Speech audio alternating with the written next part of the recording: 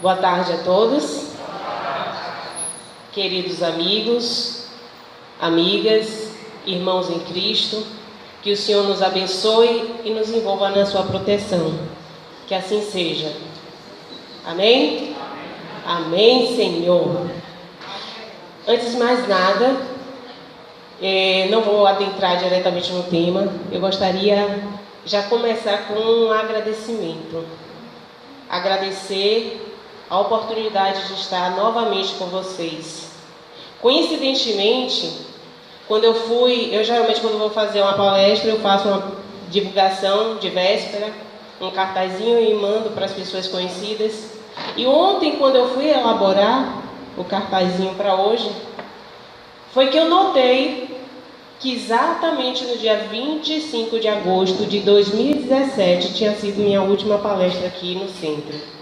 Eu costumava fazer palestras dia de sexta aqui. E depois, como eu comecei a ter tarefas durante a semana, que me impediram de estar aqui com vocês durante a semana, principalmente às sextas, eu fiquei um pouco ausente da casa. E hoje é com imensa alegria que eu venho aqui falar sobre um tema muito importante para todos nós, que é a prece. Embora pensemos que a prece é algo assim tão próximo a nós, quem é aqui que não sabe orar, fazer uma prece, rezar, aquele que tem a reza forte, como dizem, né? Não importa o sinônimo.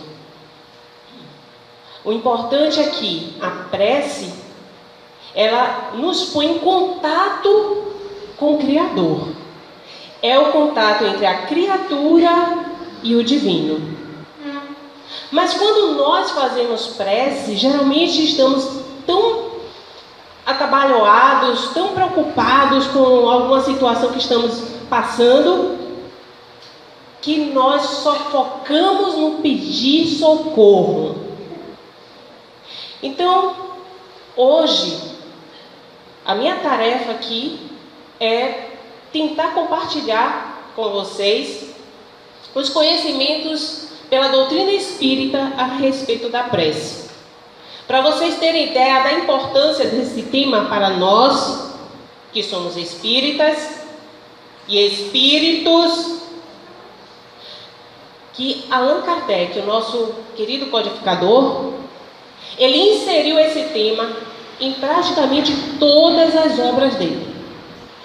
E quando eu falo todas as obras, eu não estou falando somente as obras básicas que nós conhecemos como o Pentateuco kardeciano. Ou seja, o Livro dos Espíritos, que é a primeira obra que enseja todas as outras, o Livro dos Médiuns, o Evangelho segundo o Espiritismo, o Céu e o Inferno, a Gênese, 12 exemplares de revista espírita. E só para aqueles que ainda não tiveram contato com a revista espírita, são livros dessa grossura, porque a gente fala revista, fica pensando que vai pegar uma revistinha assim, daquelas que a gente compra em banca, né? Mas não, são livros bem densos. E alguns opúsculos, alguns livros menores, como o Viajante Espírita, o que é o Espiritismo. Por aí eu já falei mais de 18 obras. E nós nos perdemos às vezes muito em romances. Importante ter a sedimentação dos princípios da doutrina espírita através dos livros da codificação. Então o tema da prece é abordado em todas essas obras. Todas elas. Vamos ver então qual é a importância para nós. O que é a prece? Eu já falei um pouco a respeito do que é a prece. A prece é o meio que entramos em contato com Deus. Mas, no Livro dos Espíritos, nós temos a definição um pouco mais exata, que os espíritos da Pleiade do Espírito de Verdade, que estava auxiliando Kardec naquela época, responde para ele: a prece é um ato de adoração. Um ato de adoração. Então, a partir de hoje, tenhamos a consciência que quando fazemos uma prece, estamos em adoração. E a gente pensa que é coisa, né, de outra religião, esse negócio de adorar. Não. Todos nós adoramos. Adoramos quem? O Pai, o Criador. Orar a Deus é pensar nele, é aproximar-se dele, é pôr-se em comunicação com ele. Para vocês terem uma ideia, no livro dos Espíritos, lá na terceira parte, onde nós vamos explorar as leis morais, a primeira lei moral que nós começamos a estudar é a lei de adoração. É aí que vai estar inserido o contexto da prece. Então, 3 coisas nós podemos propor-nos por meio da prece. Os Espíritos nos falam que nós podemos louvar, pedir e agradecer. Quando eu vou fazer uma prece, como é esse negócio de louvar, Karina? O que é o louvor? Quando eu louvo a Deus, eu estou fazendo o quê? Estou me alegrando em Deus, me alegrando com a criação divina, com tudo que Ele colocou à nossa disposição em todo esse mundo. Embora em muitas vezes que nós vamos fazer a prece, estejamos do jeito que eu falei no início, com as nossas vistas obnubiladas, camufladas. Eu não consigo enxergar a beleza do mundo, porque eu estou triste, estou amargurada. Não é assim? Mas o mundo é lindo. A criação divina é belíssima. Basta que cheguemos aí fora, olharmos para o céu. Eu me lembro que na infância eu não tinha muito o que fazer, né? Hoje em dia, depois de adulto, a gente quer mais tempo para as coisas que a gente tem que fazer. Mas na infância eu deitava no chão e ficava vendo as nuvens passando. Aí chegava a noite e eu ficava brincando de pular de estrela em estrela. Eu ia para uma estrela, depois virava assim, deve ter mais estrela em cima, e ia para outra. E ficava assim. Já brincava com o infinito. Porque é essa criação que Deus colocou para nós vivermos. E nós nos limitamos ao nosso mundinho. Às vezes não queremos nem sair de casa.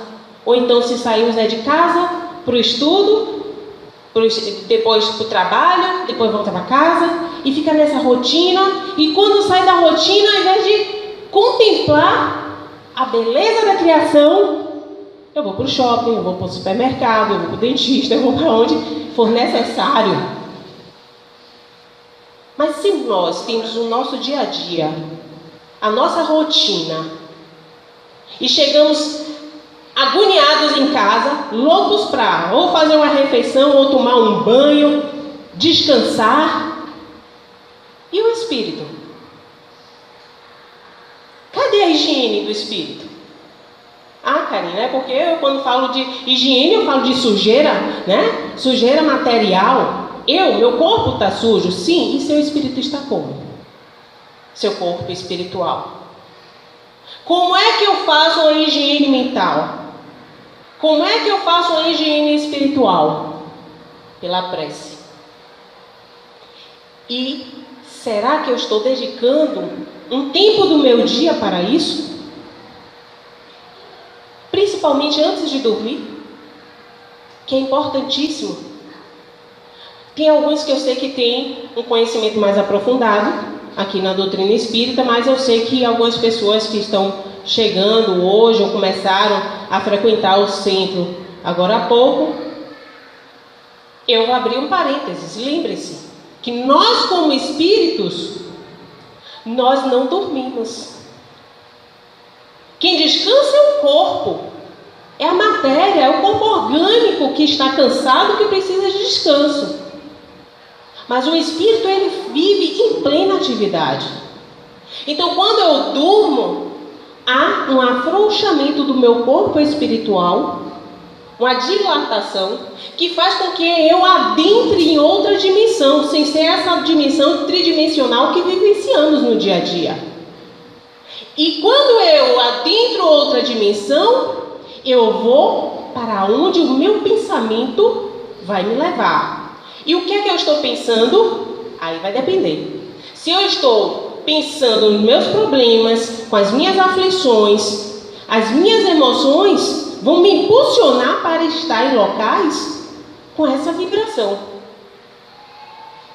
Se eu estou harmonizada, tranquila, feliz, com certeza terei discernimento no mundo espiritual, na dimensão que eu estiver, e me direcionar para locais que eu seja útil, que eu possa estudar sobre a vida espiritual, que eu possa servir, ajudar o próximo que está em aflição.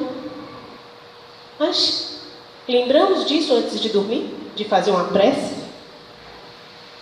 De pedir ao nosso anjo guardião que ele nos acompanhe durante o sono na noite? Porque sair de casa e pedir proteção ao anjo guardião para estar conosco no dia a dia, eu sei que alguns já lembram, porque eu faço isso.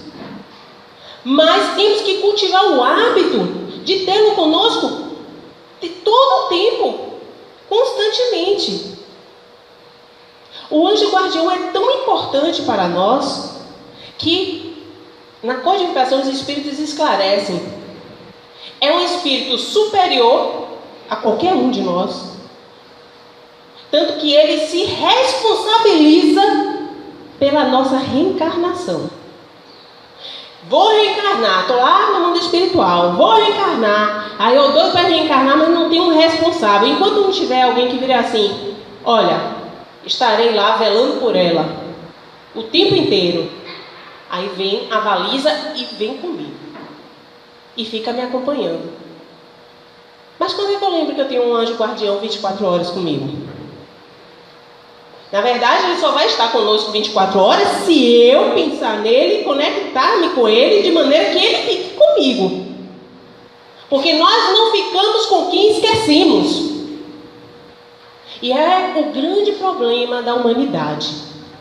Lembrarmos de Deus somente quando nós precisamos. De resto, nos esquecemos dele. Quando tudo é festa, quando tudo são os prazeres da vida material, quando tudo é fartura, às vezes um ou outro vai agradecer por essas bênçãos. Mas geralmente não é o que ocorre. Então, prosseguindo, pedir. Pedir não precisa falar, né? Todo mundo aqui sabe o que é pedir, tanto que a gente pede sempre. Essa parte a gente pula. Pá. E agradecer. Agradecer.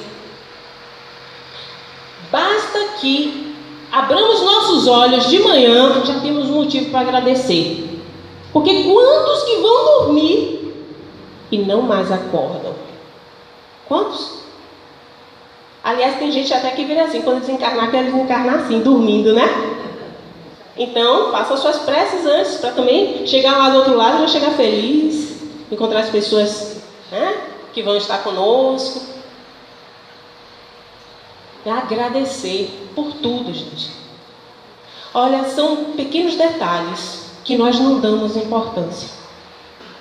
Mas, para vocês terem uma ideia, eu trabalho no centro da cidade. E como eu chego muito cedo no meu trabalho, geralmente eu chego antes de 7 horas, eu vejo as pessoas nas ruas dormindo na calçada, sem roupa, em cima de um papelão, às vezes nem isso. E eu fico pensando, meu Deus, essa pessoa vai comer o quê? Aliás, essa pessoa vai fazer a higiene dela, do corpo, aonde? Não deve precisar nem de dentista, porque já não deve ter nem mais dente, porque uma pessoa assim, coitada. É por isso que a gente diz os marginais, né? Os marginalizados da sociedade, os esquecidos da sociedade, que não tem um banheiro para tomar banho, não tem um vaso para fazer suas necessidades. A gente dá graças a Deus por isso, por esse conforto que nós temos quando chegamos nas nossas casas. Eu, de manhã, faço minha oração com minha gatinha, ela vem no meu ombro, né? Depois que eu levanto, eu faço minha oração andando pela casa. E aí vou meditando, agradecendo tudo que eu tenho, que Deus me proporciona, todas as bênçãos da semana, que o dia de ontem, abençoa o dia de hoje. Obrigado, meu Deus, por tudo e pelo conforto que o Senhor tem me dado. O abrigo deste lar. A família que me ampara. Quantos que não têm família? E a gente ainda, quando tem família, ainda briga, né? Desperdiça o nosso contato aqui na terra. Que não é do acaso, porque o acaso não existe para Deus. Então há muito o que agradecer.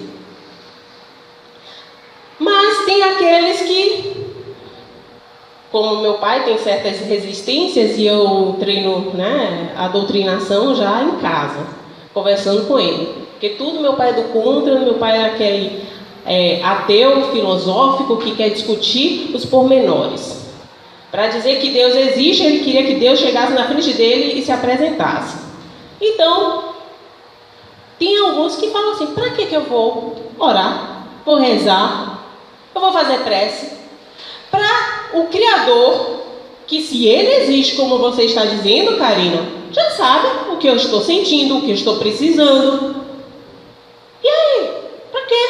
Vou gastar meu tempo?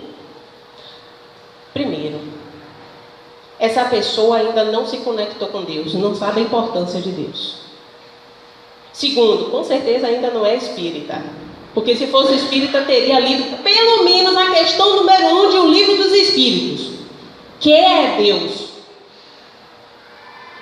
Kardec questiona os espíritos. Que é Deus? E eles dizem inteligência suprema, causa primária de todas as coisas. Ora, se Deus é inteligência suprema, acima dele não tem mais ninguém inteligente. Ele é a inteligência em todo o seu potencial. E eu estou em aflição, precisando de uma orientação. Eu vou procurar quem? Geralmente eu procuro minha melhor amiga, um parente, o colega do trabalho, não é isso? Todos com inteligência suprema, né? Pelo menos maior que a minha, parece. Então, eu tenho que orar para me conectar com essa inteligência suprema. Porque é Ele que vai saber me orientar. Ele que vai me capacitar para passar por tudo que for necessário para o meu aprendizado enquanto estiver aqui na Terra. Só na Terra?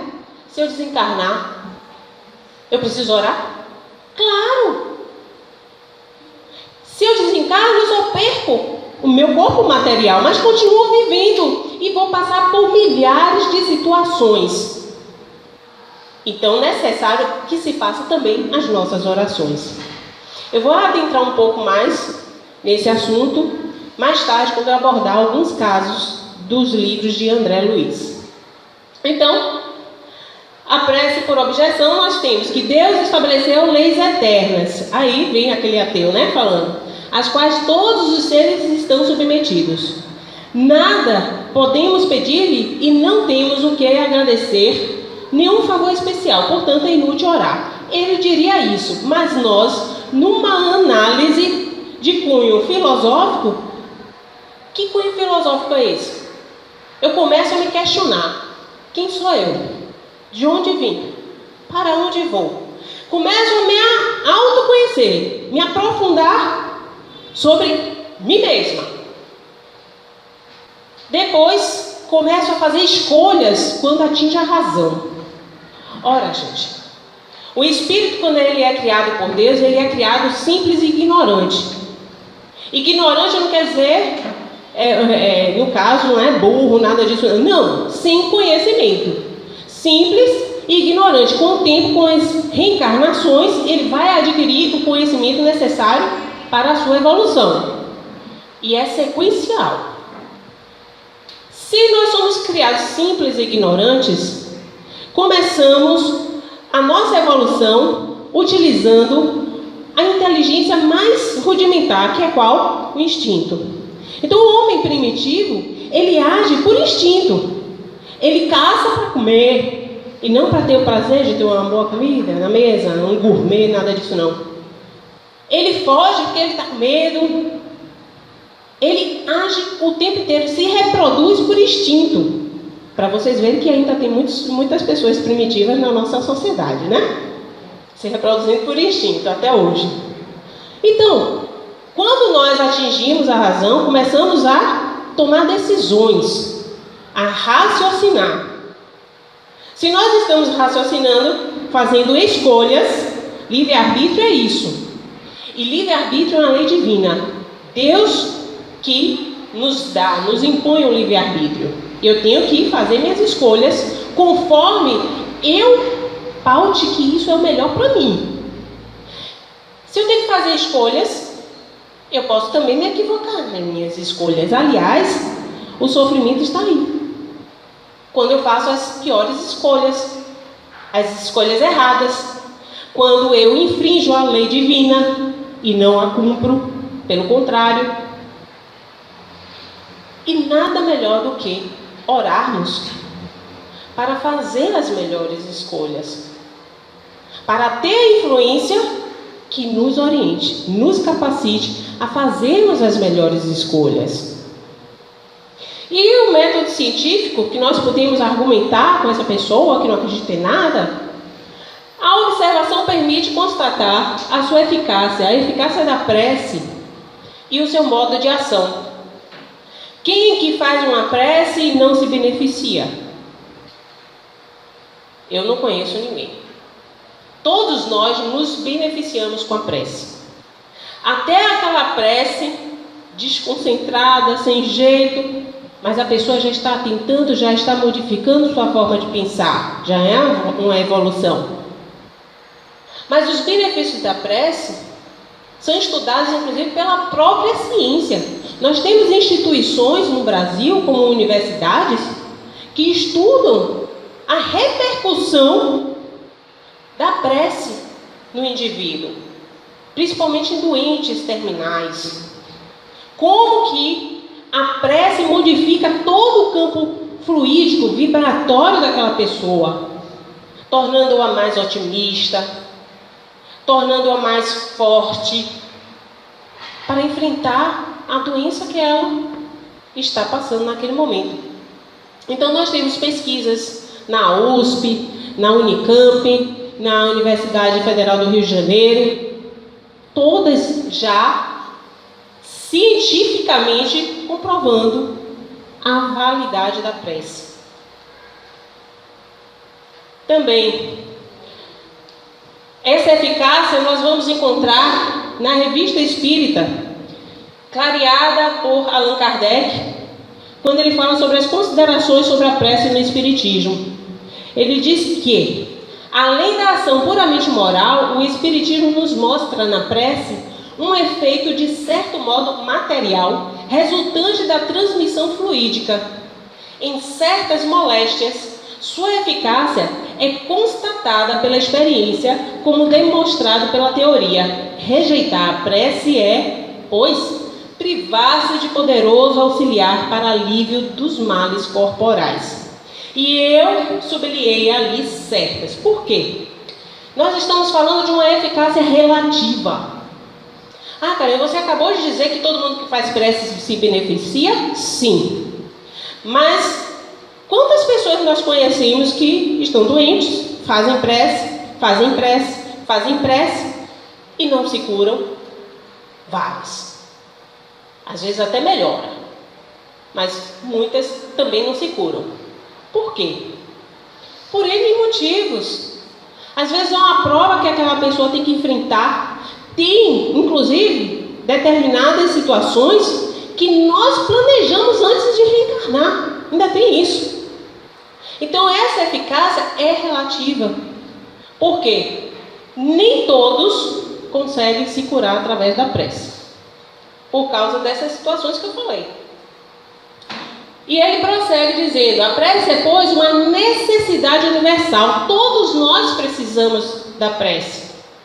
Todos nós, como criaturas inferiores ao Criador, queremos nos conectar com o alto, com o divino, com aquele que mais pode. Independentemente das seitas e das nacionalidades. Depois da prece, se a pessoa está fraca, sente-se mais forte. Se está triste, sente-se consolado. Pela prece, essa pessoa se eleva com a sua alma. Entra em comunhão com Deus, identifica-se com o mundo espiritual, desmaterializa-se, condição essencial de sua felicidade futura.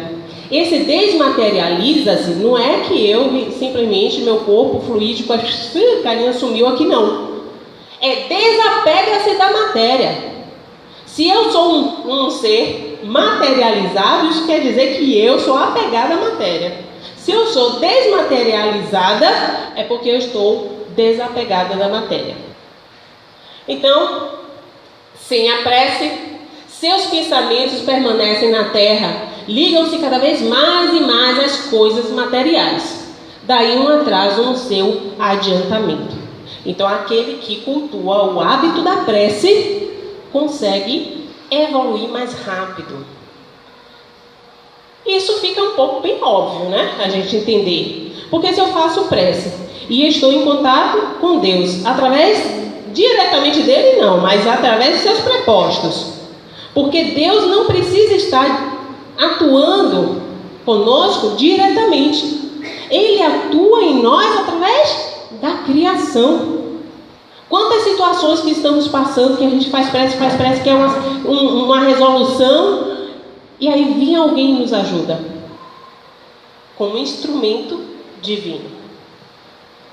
Então, o que Deus lhe considerar sempre, se Ele o pedir com confiança, é a coragem, a paciência, a resignação.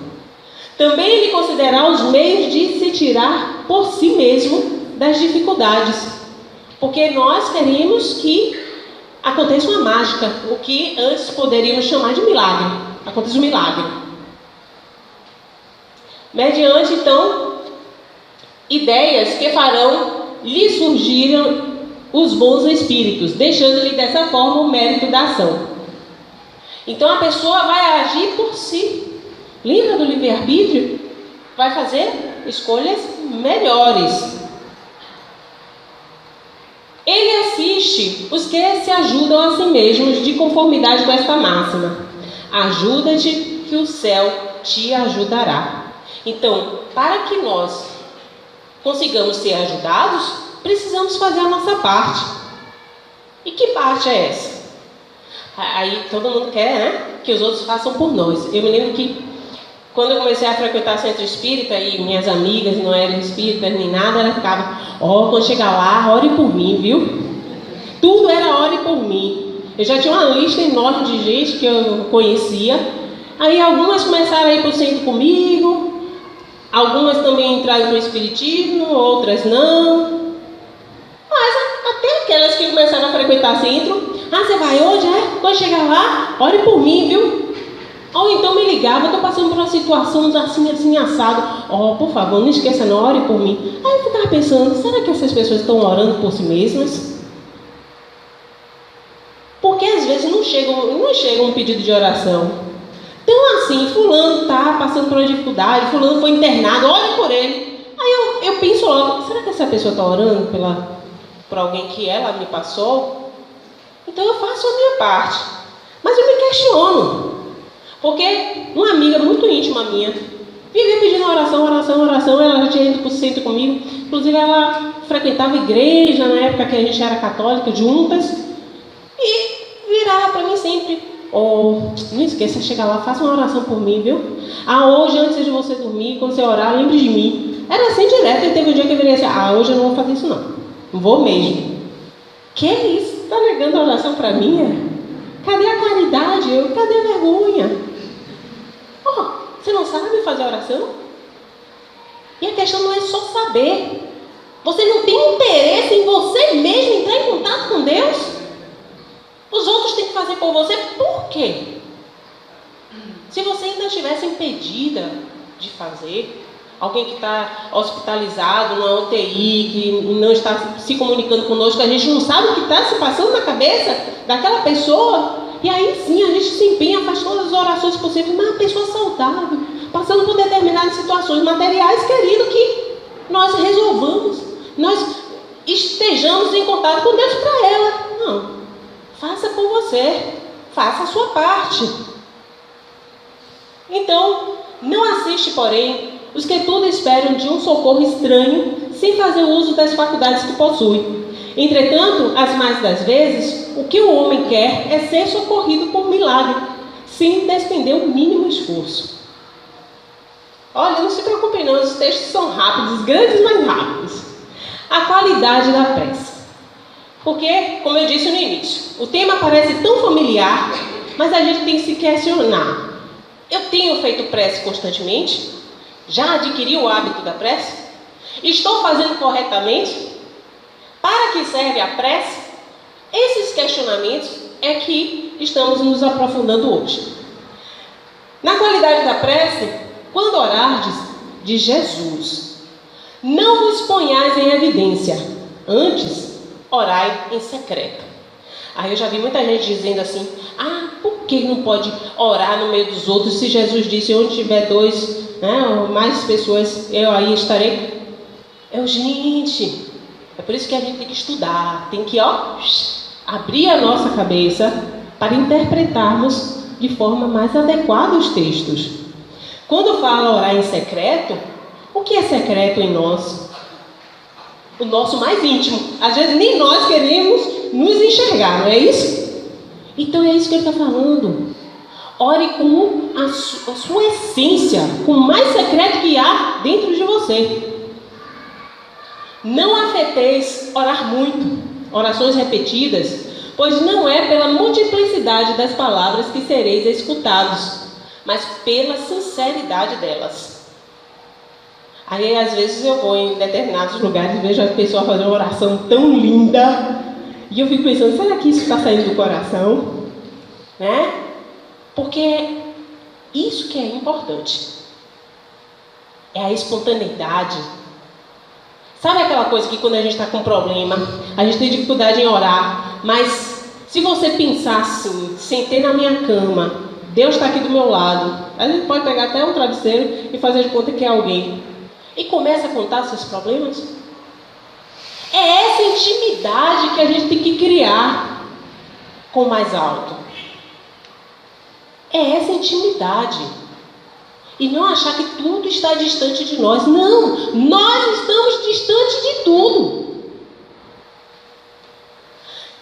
Antes de orardes, se tiverdes qualquer coisa contra alguém, perdoai-lhe, visto que a prece não pode ser agradável a Deus, se não parte de um coração purificado de todo o sentimento contrário à caridade. Aí algumas pessoas viram para mim, Karina, eu tenho muita dificuldade com perdão. Nós temos dificuldade com tudo na vida. A gente não reencarna para ter vida fácil, não. A gente reencarna para superar desafios. E o perdão é um deles. Eu costumo dizer, da mesma forma que o amor vincula, eu amo uma criatura e me vinculo a ela, o ódio vincula muito mais. Daí vem as obsessões. E a pessoa fica, mas ele não merece o perdão. Não é a pessoa merecer o perdão. Você merece estar livre disso? Se liberte. O perdão não é para o outro. O perdão é para nós. É o auto-perdão. É realmente ter consciência que temos que libertar-nos desse sentimento ruim que desenvolvemos no coração diante de determinadas situações. Já passou. Não tem como voltar o tempo e fazer aquela cena ser diferente. Então, visto que a prece não pode ser agradável a Deus se não parte de um coração purificado de todo sentimento contrário à caridade. Orai, enfim, com humildade, como o publicano e não com orgulho como o fariseu. É Jesus que está dizendo. Examinai os vossos defeitos, não as vossas qualidades.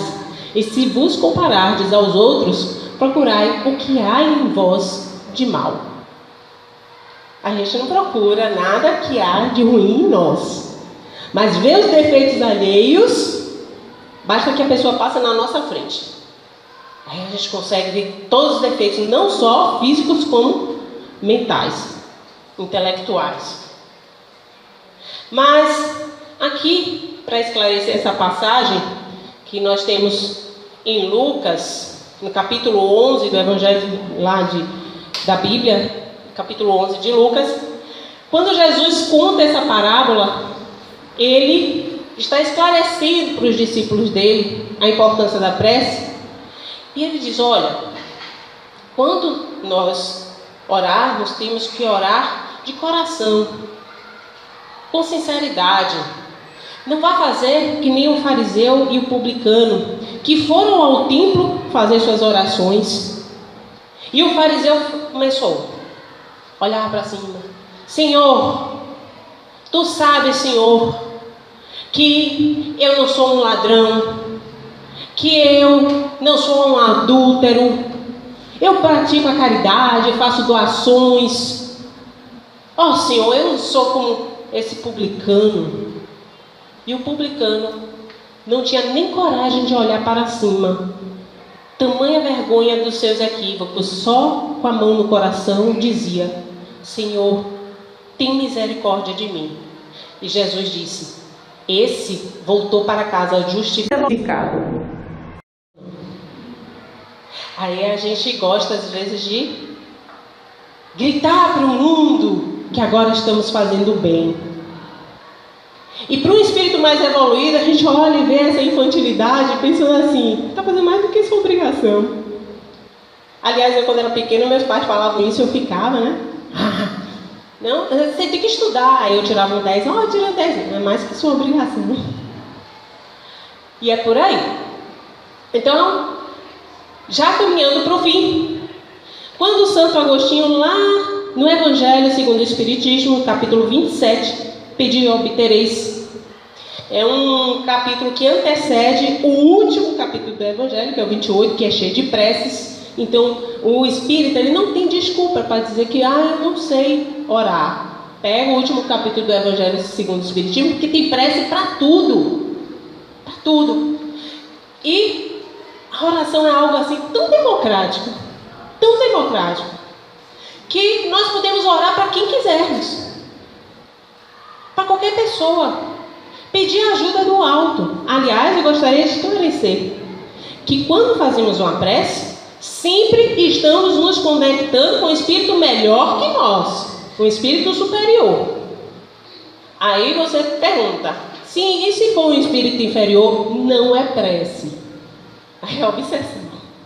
Não é prece. Porque o espírito inferior, nós oramos por ele e não para ele. Nós pedimos ajuda, intervenção para ajudá-lo. Então, Santo Agostinho nos diz: homens incrédulos, se soubesseis quão grande bem faz a fé ao coração e como induz a alma ao arrependimento e à prece. Prece! Como são tocantes as palavras que saem da boca daquele que ora. A prece é o orvalho divino que aplaca o calor excessivo das paixões. Quantas paixões nós temos? Inúmeras. Porque quando nós falamos em paixão, a gente pensa logo que é apaixonado por alguém. Não! As paixões, ou seja, são os sentimentos que nos prendem à vida material, em geral. Então, quantas expectativas, às vezes, eu no emprego crio em relação à minha atividade. E aí, se eu tenho uma decepção, a gente não sofre? Às vezes se sente injustiçado porque espera uma promoção, mas foi o colega que foi promovido. Então, a prece vai nos ajudar em todas essas situações a aplanar essas paixões excessivas.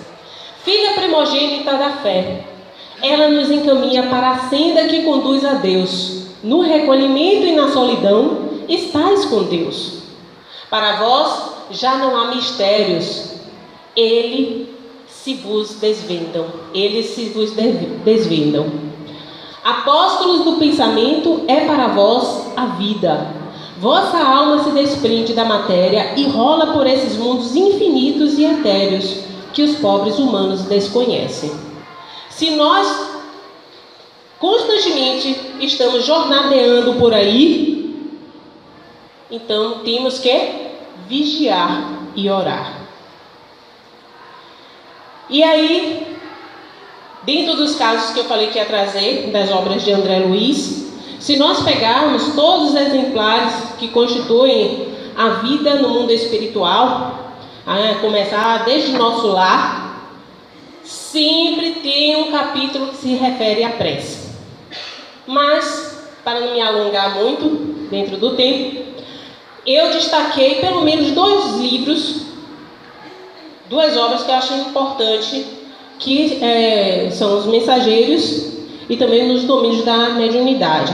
Mas vamos encontrar em Obreiros da Vida Eterna, em Missionários da Luz, sempre algum capítulo com alguma experiência, com um instrutor que está passando os conhecimentos para André Luiz na viagem que ele faz, né, de conhecimento no mundo espiritual, porque André Luiz ele é conhecido como um espírito que é um repórter para nós do mundo espiritual. Então, lá no livro Nos Domínios da Mediunidade, no capítulo 20, o instrutor Aulus, ele esclarece dizendo que, primeiro, a situação, os efeitos da elevação mental pela prece. Por que os efeitos da elevação mental pela prece? Ele vai trazer situações de uma família que já tem uma senhora que está para desencarnar, um senhor que está sendo obsediado por espíritos, uma família que está passando por vários desajustes e dificuldades.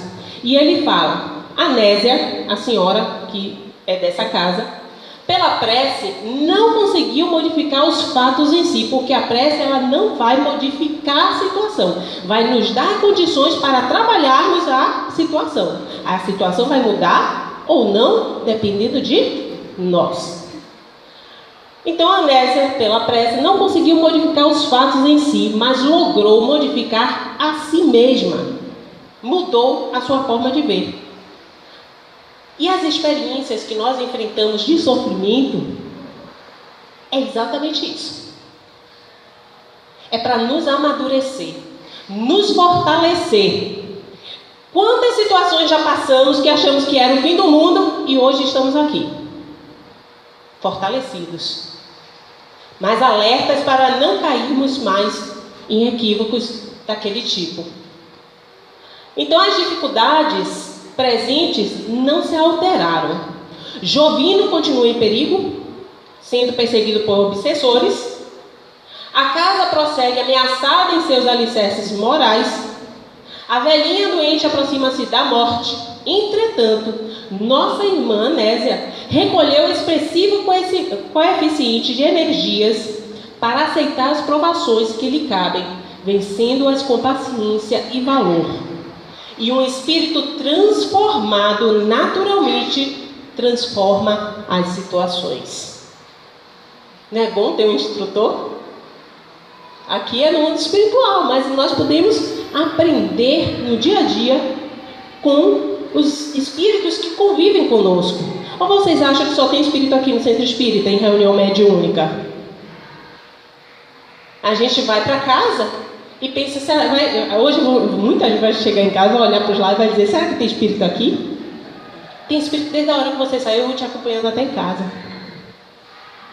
Nós estamos aqui no Centro Espírita, inclusive, hoje não é por um acaso. Há todo um trabalho da equipe espiritual de encaminhamento de situações propícias para que estejamos aqui presentes. Porque o que mais tem é a gente precisando ir para o centro e ver N situações que dificultam isso. No capítulo 25 do livro Os Mensageiros, há um estudo sobre a prece, segundo conceituações de Aniceto. Ele vai dizer o seguinte: o trabalho da prece é mais importante do que se pode imaginar no círculo dos encarnados. Não há prece sem resposta. E a oração, filha do amor, não é apenas súplica.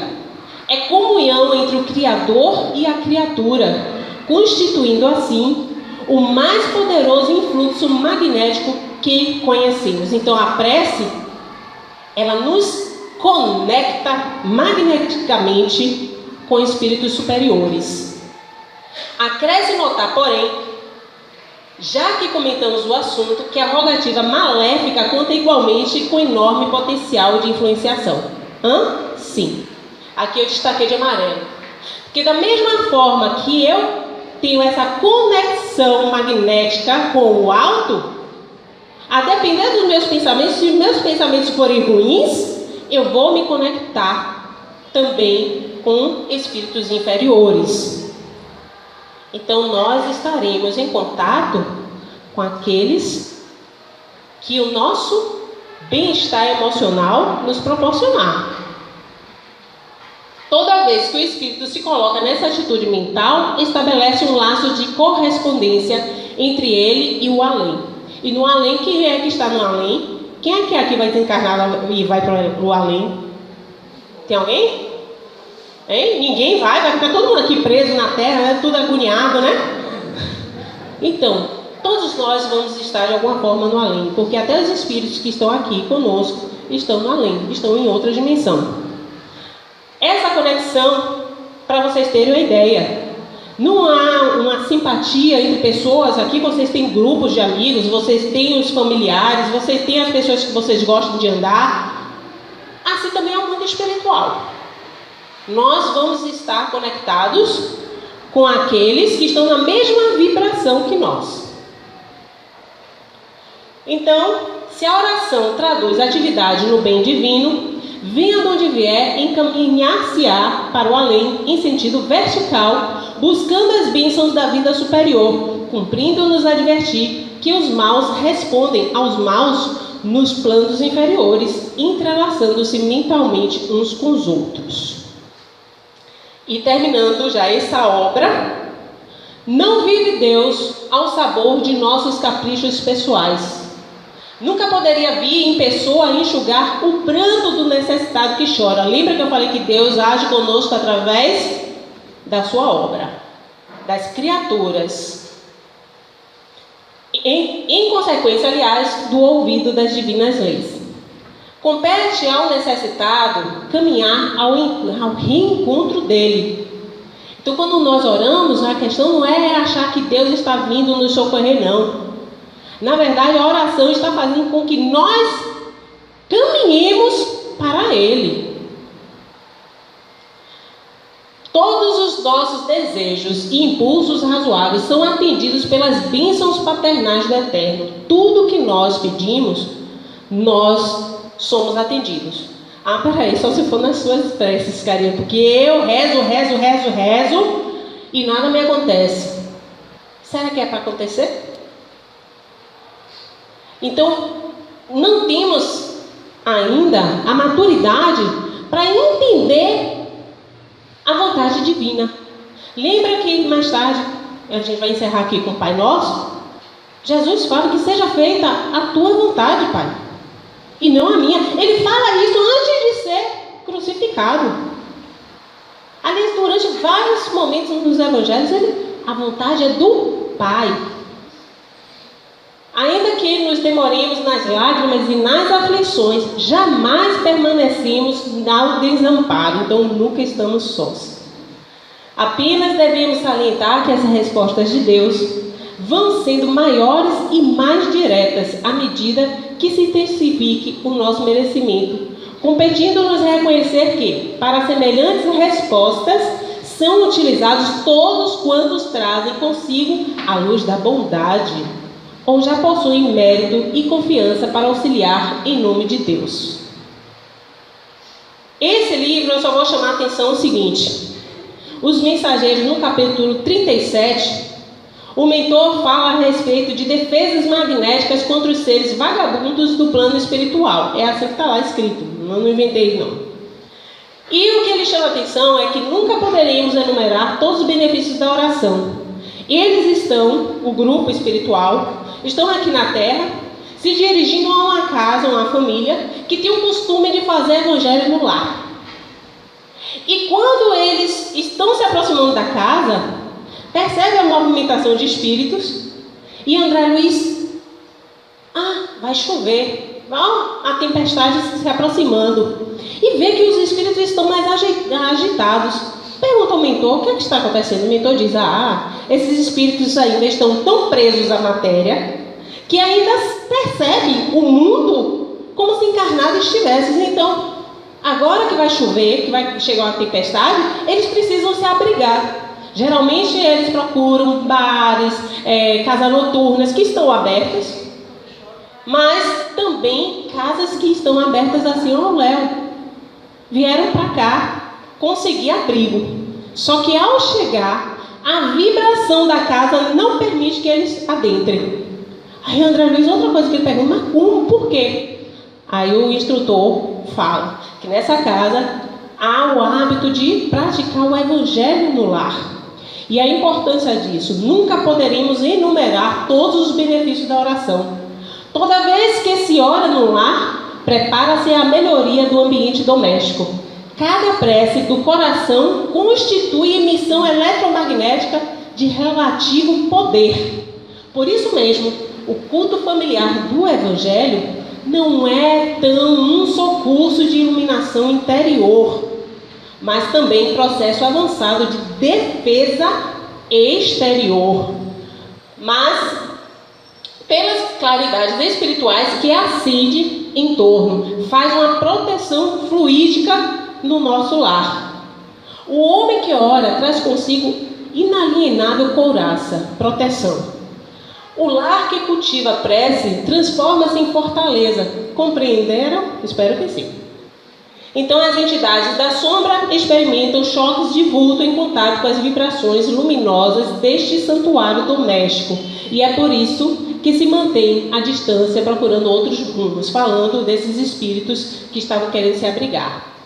Por fim, meus amigos, agora encerrando, está dentro do tempo, né? Ótimo. Essa oração que nós encontramos, que é conhecida como oração dominical, que inclusive Allan Kardec consegue destrinchar uma interpretação para nós no Evangelho segundo o Espiritismo. Eu trago um resumo de uma interpretação assim, mais concisa, mais objetiva. Nós vamos encontrar essa oração ensinada por Jesus no Evangelho de Lucas e no Evangelho de Mateus. Essa versão é a de Mateus, que ela é mais robusta. O de Lucas, ele resume a oração em 3 frases. Então, eu coloquei ali: Senhor, ensina-nos a orar. Assim começa esse ensinamento de Jesus a respeito do Pai Nosso que nós conhecemos.